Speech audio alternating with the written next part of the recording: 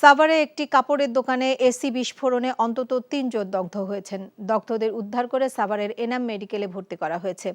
সোমবার রাত ৯টার দিকে সাভারের গ্যান্ডা বাস স্ট্যান্ড এলাকার একটি টেইলার্সের দোকানে এই বিস্ফোরণের ঘটনা ঘটে। সাভার ফায়ার সার্ভিসের ইউনিট ঘটনাস্থলে পৌঁছার আগেই স্থানীয়রা দগ্ধদের উদ্ধার করে হাসপাতালে নিয়ে যায়। দগ্ধদের মধ্যে ২ জন হলেন দোকানের মালিক ইউসুফ ও কর্মচারী নাহিদ। ৩ জনের মধ্যে ইউসুফ ও নাহিদের এনাম মেডিকেলে চিকিৎসা চলছে। অপরজনকে প্রাথমিক চিকিৎসা দিয়ে ছেড়ে দেওয়া হয়েছে।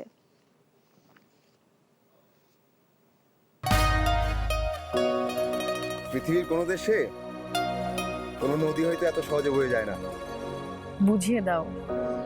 রাধুনী নিবেদিত নাটক বনফুল ও ভাঙা ফুলদানি। তুমি শান্ত নদীর কুল ভেঙে গড়ছো আবার। রচনা নাসির খান, পরিচালনা সেলিম রেজা। ফুলদানি হবে নিমতিয়া সাহেব। আমি তো একটা ভাঙা ফুলদানি। দেখবেন ষষ্ঠ দিন বাংলাদেশ সময় রাত ৯টা ১৫ এবং নিউ ইয়র্ক স্থানীয় সময় সকাল ১১টা ১৫ এনটিভিতে। রাঁধুনি রেডিমিক্স মাংসের মশলা, ব্যাস হয়ে যাবে ঝটপট দারুণ রান্না।